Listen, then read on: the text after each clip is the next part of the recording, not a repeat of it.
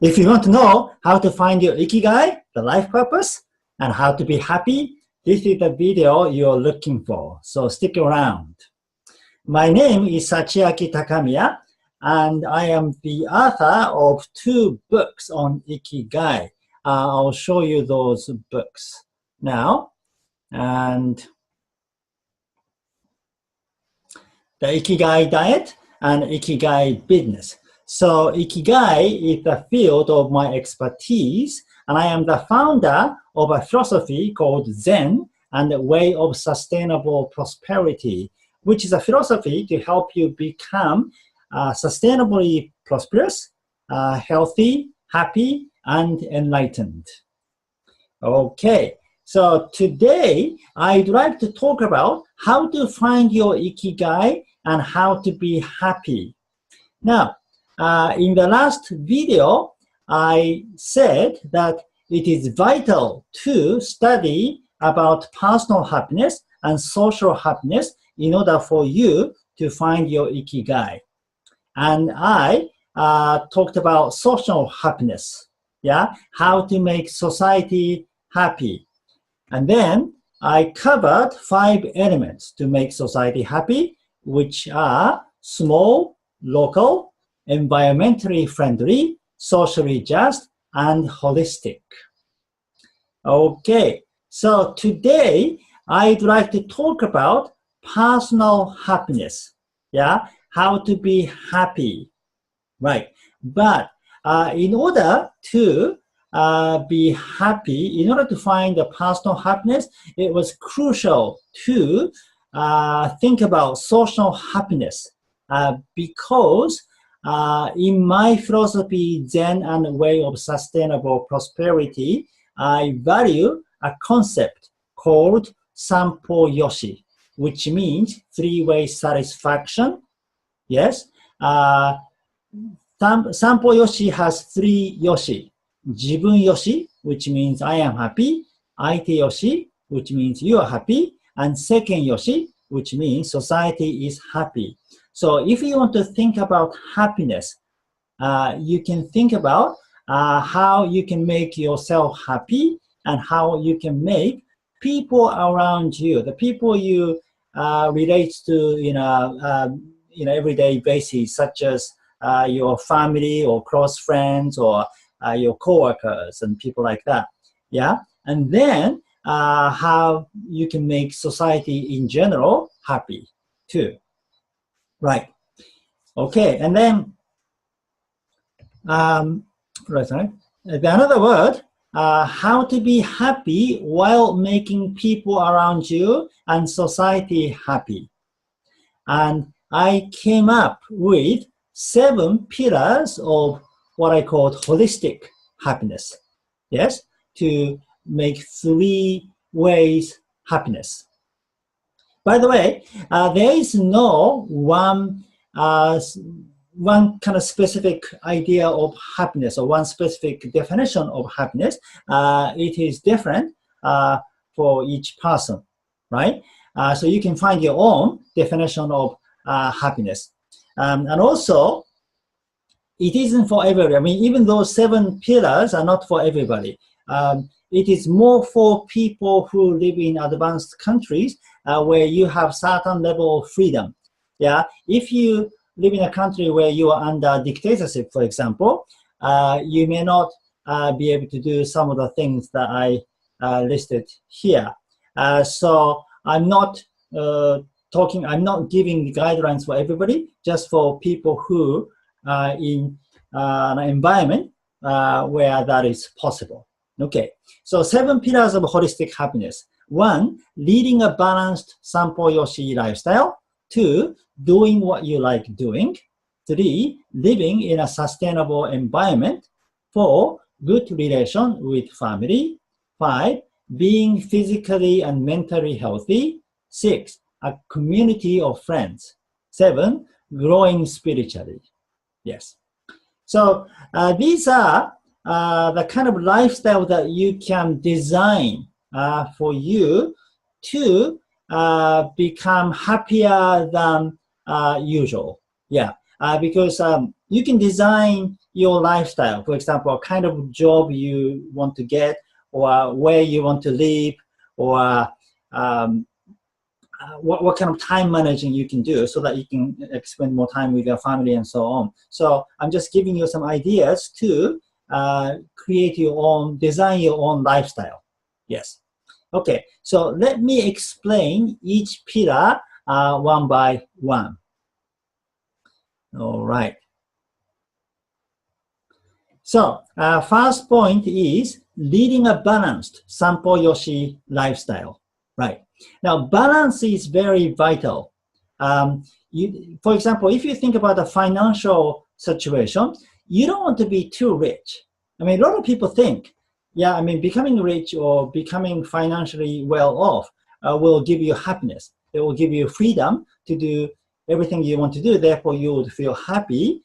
But in my opinion, if you become too comfortable, if you become too wealthy, then you cannot actually become happy, because in order to be happy, you need to have the good balance of your sympathetic nervous system and the parasympathetic nervous system. If you are too relaxed, your parasympathetic nervous system is working all the time, and you want the sympathetic nervous system to work as well. Therefore, you need certain level of tension or a certain level of stress, in other words, in your life. And on the other hand, you don't want to be too kind of struggling or in a survival level. Yes, because if you lack in many things, then you feel frustrated and you don't have space in your mind to focus on your happiness. You're too busy thinking about how to survive. And sometimes you feel emotionally stressed and you kind of become envious towards other people, or you start blaming society or blaming others for your misery and so on. Therefore, you want to be comfortable. You want to have enough money to start paying attention to other areas of your life than just your survival, right?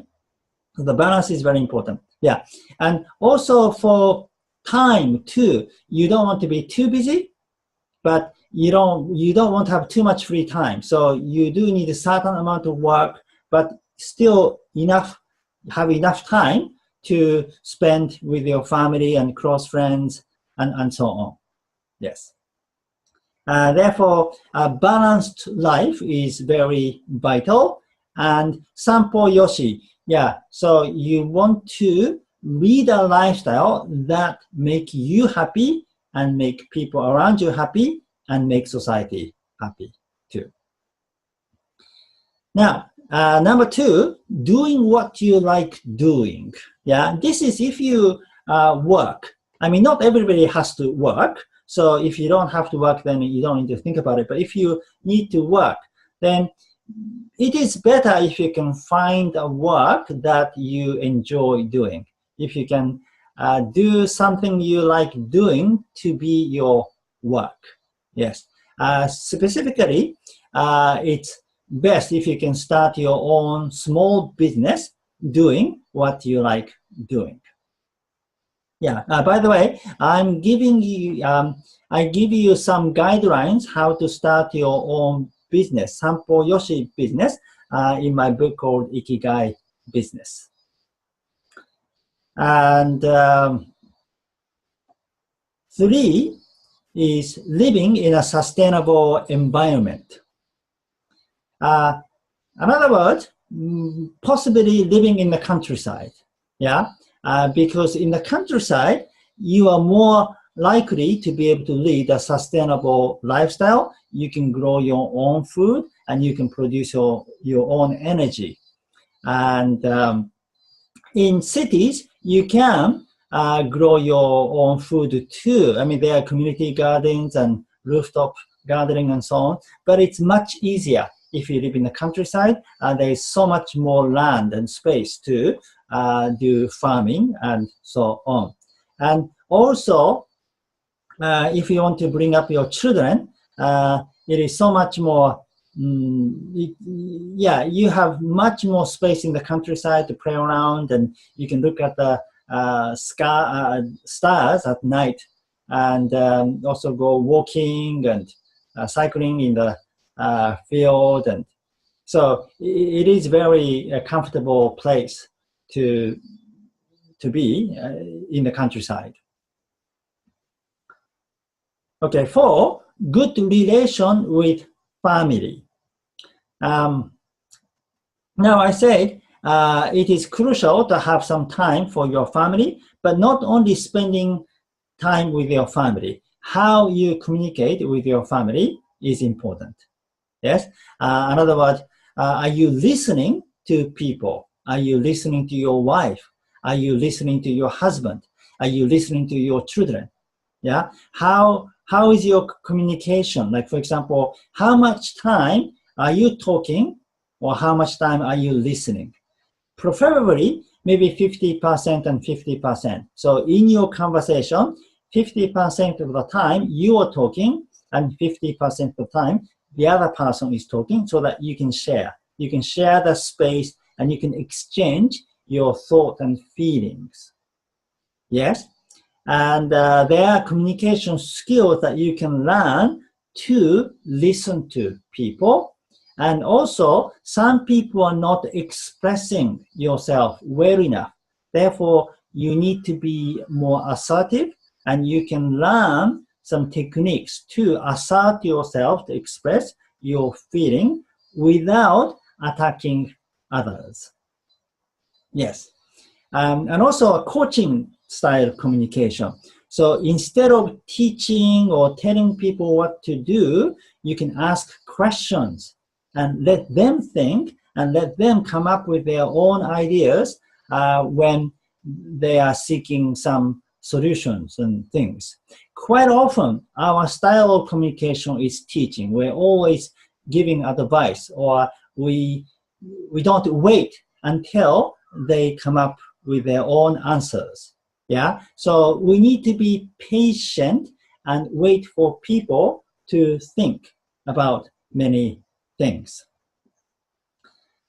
So 5, being physically and mentally healthy. Yes, I suppose most people agree with me, the fact that happiness and health are interrelated. So in order to be happy, you need to be healthy. And to be healthy means both mentally and physically. And there are a lot of exercises you can do to stay healthy, both mentally and physically. And of course, the diet. Diet, what you eat determines how you feel and your kind of physical condition a lot. And in the book Ikigai Diet, I introduce a diet that healthiest people in the country with the longest life expectancy practice. Yes. Okay, 6 is a community of friends. Of course, you would like to have friends, and often people feel happier when they have a good relationship with other people, which means you have a good relationship with your family and your friends. The communication is key for your happiness, and preferably you can make friends in your community, in your area, like a local friends, because more and more you may, like, it may be difficult to travel to far places. So if you can find friends within your region, then you can visit each other easily. And also this kind of network can become a network of people who can help and support one another in times of crisis, or you can kind of exchange food and labor to support one another. Yes. I don't know if you're familiar with the concept called transition town movement.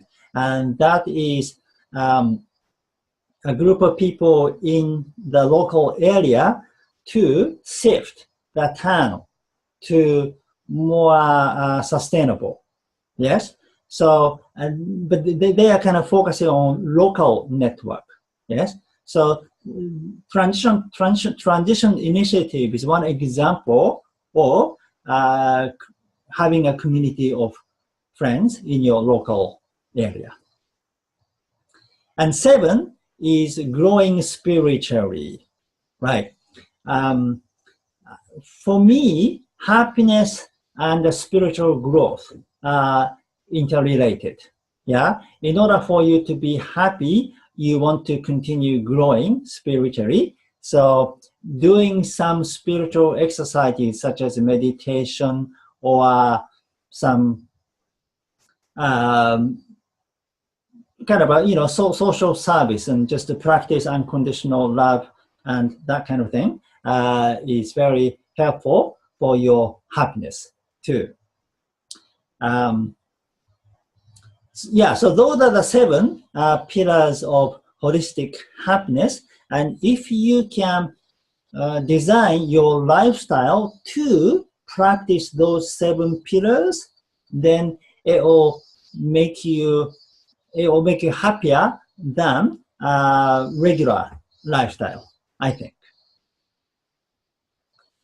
All right. Again, these are just my idea, so you may have your own idea. Just think about how you can be happy and how you can be happy while making people around you happy and making society happy as well.